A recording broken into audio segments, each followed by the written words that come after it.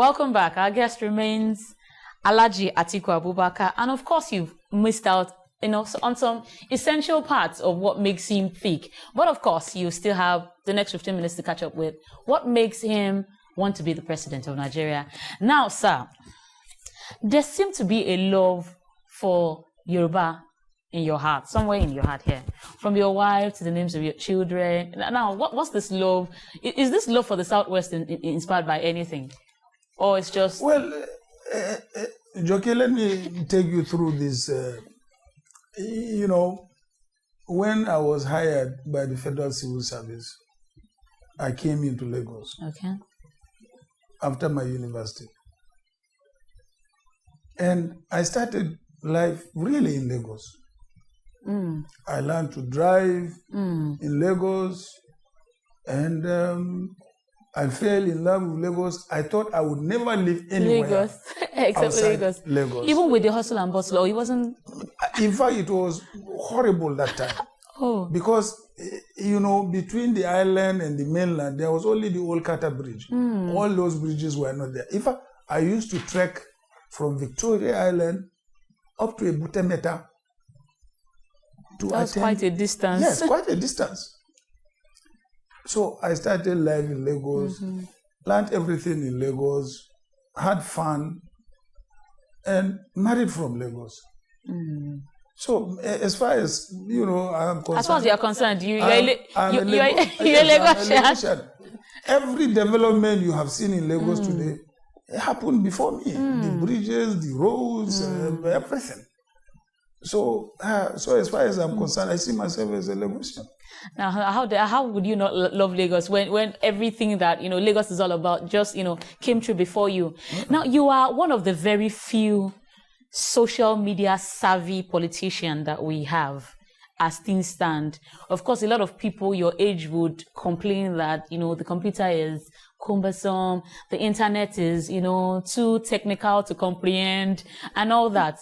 Tell me, do you have a team of social media experts, or are you always the one? Because a lot of people are following you on Twitter, or are you always the one, always on Twitter answering? Quite a number. Of course, I have a team. I mean, you cannot, at this my age, level, you don't have a team of people surrounding you, whether socially, economically, or even politically. Okay. So you must have a team. But sometimes I do it myself. This is the truth. And then you enjoy that interaction. I enjoy it.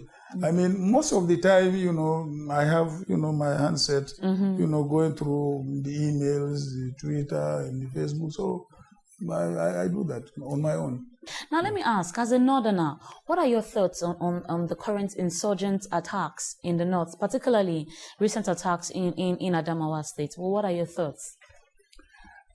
You see, I have on several occasions, articulated, recommendations on how we should deal with the insurgency in the Northeast.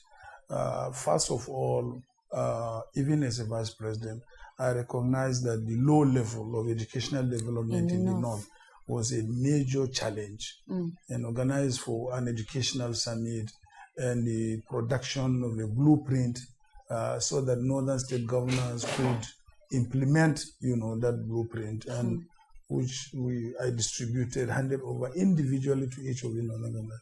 This is one. And once you don't educate people, of course, they become ignorant and therefore liable to being influenced by evil forces. Yeah. This is one. We also have to look at the socio-economic this thing. One, because you have educated people who are not employable, and they're just too many, and are also going to be, a challenge. Now, just guns alone, helicopters, and arms and ammunition alone is not going to solve the problem.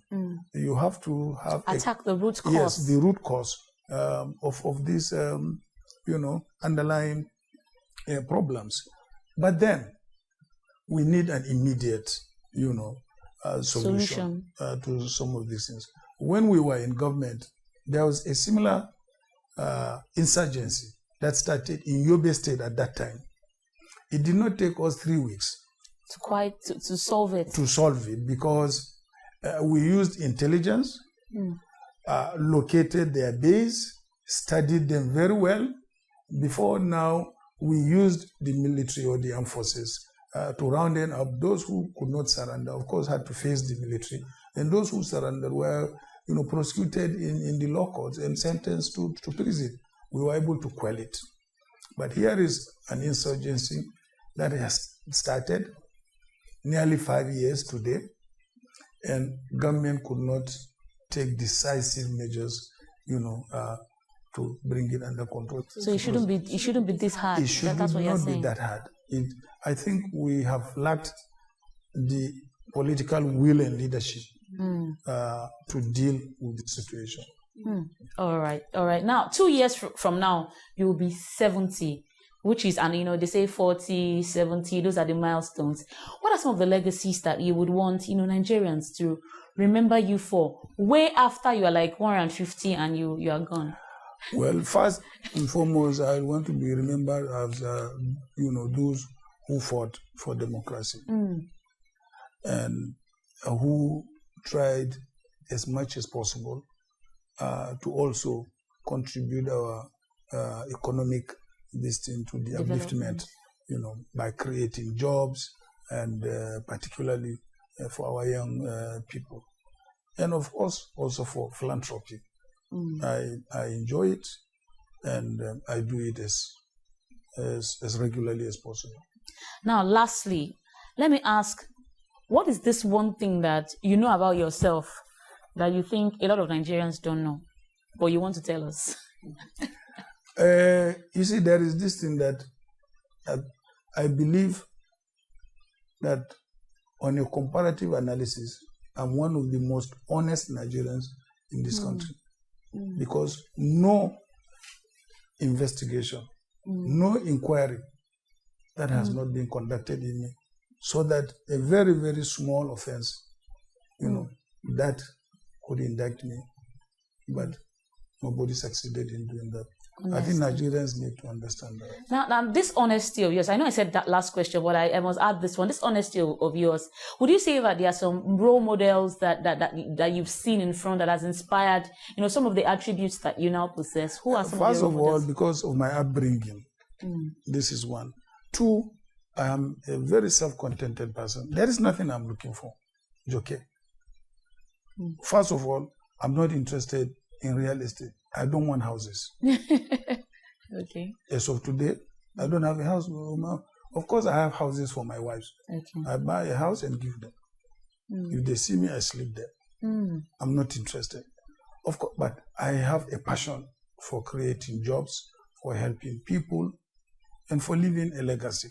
In the next 100, 150 years, I want to be remembered for my contributions in education, in creation of jobs, in helping the society. And the society has made me everything. All right. Yes. So who are your role models in Nigeria and outside the country? Who are some of the people you look up to politically, in terms of wisdom, in terms of knowledge? Who are people you draw strength from? First of all, I will continue to admire the legacies of Chief Awolowo as far as, free education is concerned.